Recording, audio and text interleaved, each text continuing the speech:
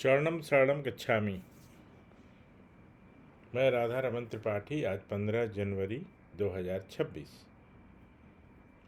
आज का दिन यहाँ चुनाव का दिन था। मुंबई बॉम्बे म्यूनिसिपल कॉरपोरेशन और थाने म्यूनिसिपल कॉरपोरेशन का काफ़ी दिन में चहल पहल रहा।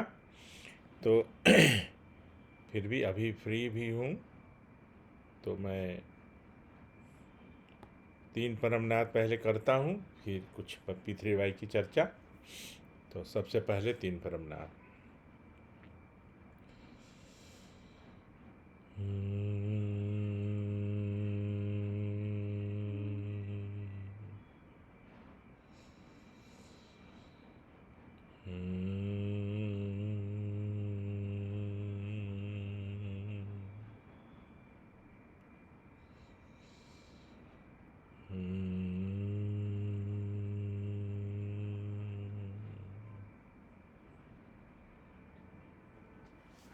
शरणम शरणम गच्छामि।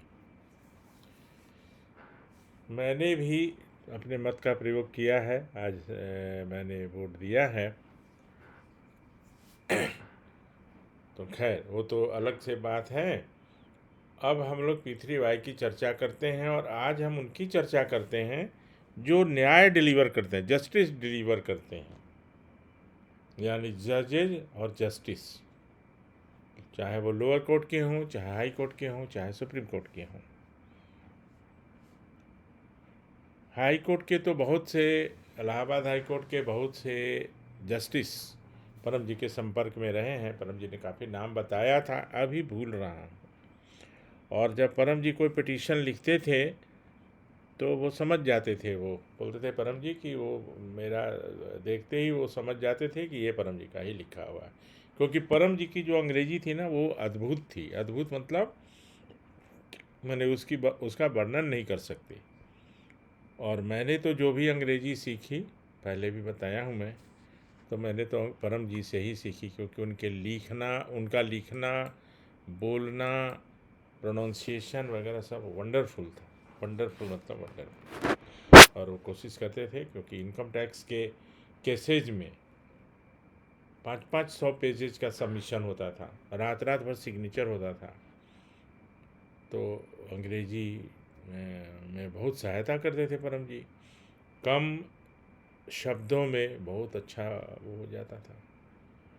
तो शुरू करने के पहले मैं एक बात बताना चाहता हूँ कि परम जी ने कहा था कि जब भी कोई पत्र लिखो, कहीं भाषण दो, यानी कोई सबमिशन देना, कहीं पे प्रेजेंटेशन देना हो, नॉट रिप्रेजेंटेशन, तो मुझे स्मरण करना, फिर मैं ही बोलूँगा, तुम्हारी सिर्फ भाषा रहेगी। ये मैंने कितनी बार अनुभव किया है।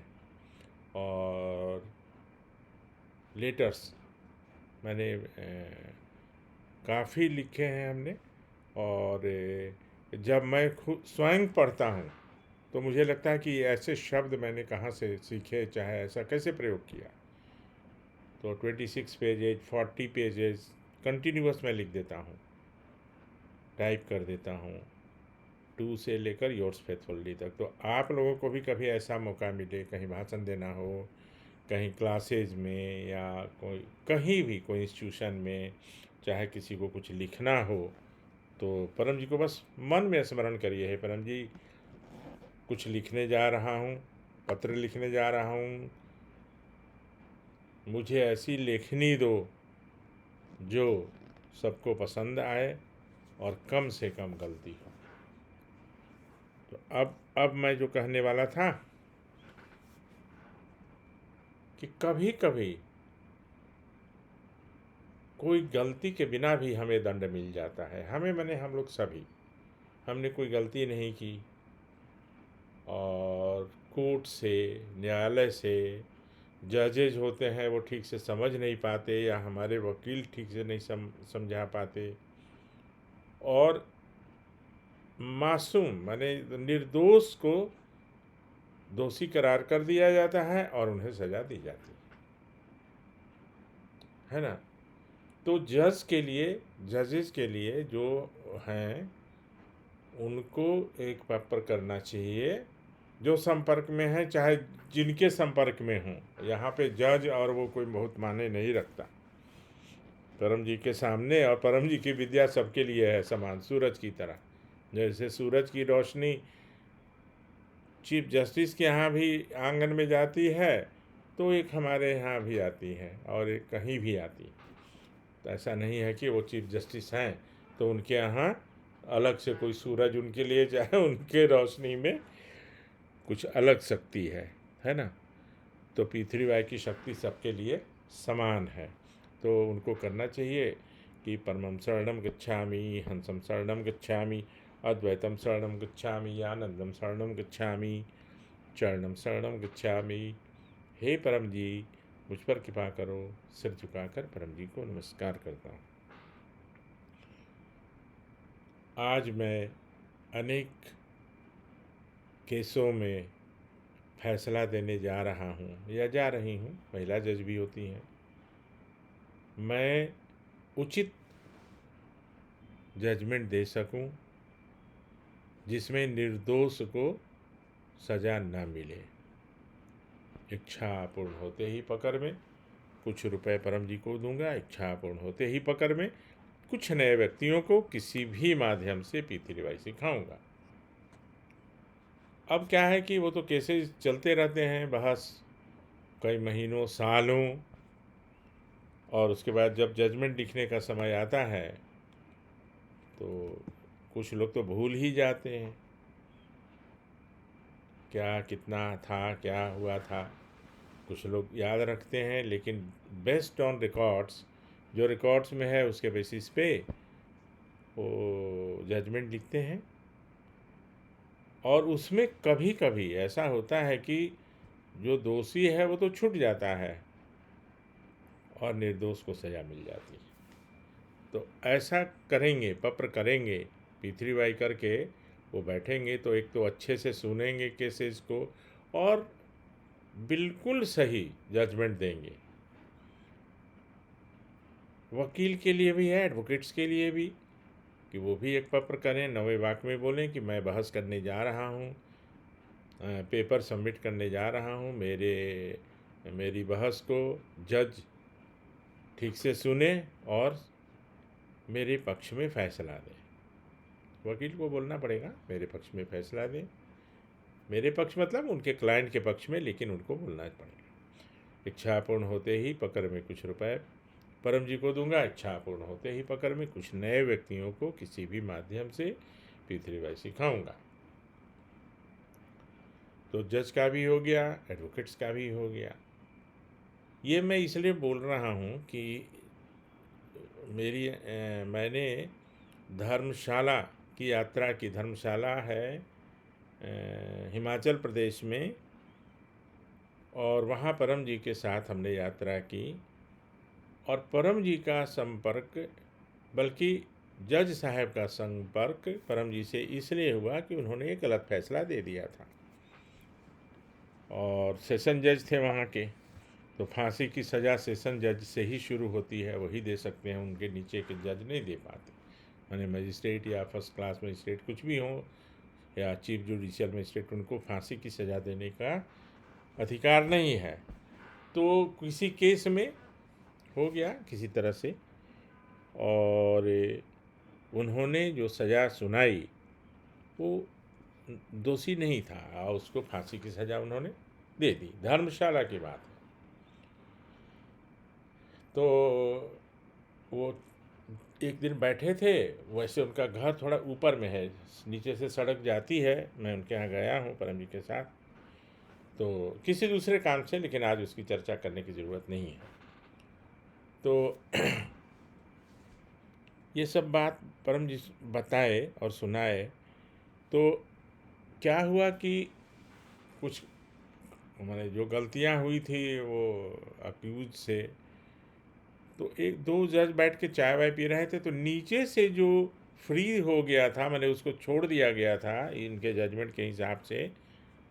तो उन्होंने दिखाया कि देखिए, उनका नाम था गोयल साहब थे, जनेश्वर गोयल, नाम में कोई हर्जा नहीं है। तो बोले कि देखिए आपने जो सज़ा जिसको सुनाई वो तो निर्दोषी था, और जो जिसको आपने छोड़ दिया वो देखिए नीचे से जा रहा है। ये बात जज साहब को ऐसा मतलब ये हुआ, प्रभाव किया उनके ऊपर, मस्तिष्क पर, कि वो डिप्रेशन में चले गए। उनको लगा कि मैंने बहुत बड़ा अपराध कर दिया, कि अपराधी जो है वो घूम रहा है और निरपराध जो है वो उसको सज़ा मिल गई। फिर वहाँ काफ़ी लोग पीथरीबाई करते हैं हिमाचल में, तो किसी तरह किसी के संपर्क में आए होंगे, वो मुझे पता नहीं, और ना मैंने पूछा, और पूछने की ज़रूरत भी नहीं थी। तो धीरे धीरे धीरे परम जी के संपर्क में आए, और परम जी से काफ़ी वर्षों तक उन्होंने लाभ लिया पीथरीबाई से। तो मेरा ऐसा कहना था कि जो जजेज होते हैं ना, ऐसा नहीं है कि 100% वो सही जजमेंट ही देते हैं, ऐसा कई बार होता है। तो अगर वो पीथरीबाई करेंगे तो उनका मैक्सिमम मैक्सिमम में 100% भी होगा। चलिए 100,000 में एक आध ऐसा कुछ हो गया, वो बात अलग है, लेकिन जो उनका रेट ऑफ जो ये होगा जजमेंट का, तो वो मैक्सिमम जो वो जजमेंट देंगे वो अच्छा जजमेंट देंगे, मतलब कि सही। तो एक तो ये है, आज याद आया, अनेक कारण से धर्मशाला की याद आई, तो मैंने सोचा ये आप लोगों को भी बताऊं कि जजेस के लिए, मैंने आप लोगों में से किसी के कोई ना कोई फैमिली से, फ्रेंड से कोई ना कोई होते होंगे, तो उनको बताइए, वो कोई बड़ी बात नहीं है। परम जी एक बार मुझे ले गए थे हजरत निजामुद्दीन, एक दिल्ली में जगह है। तो उन दिनों ये काशीपुर जो है उत्तराखंड में, वहाँ पे कुछ कुछ होता रहता था। वो बहुत बड़ा विद्यालय बनाए थे 60 कमरों का परम जी ने, लेकिन वहाँ कुछ वहाँ के शरारती लोग उसको कब्जा करने वाले थे, तो उस सब के संदर्भ में कुछ चर्चा होती थी। तो परम जी मुझे प्रायः सभी जगह ले जाते थे, परिचय भी कराते थे, और उनकी इच्छा थी कि सब तुम जानो देखो, आगे बहुत काम करना है, अभी भी हो रहा है बहुत काम, रोज ही परम जी का काम होता है अनेक तरह से।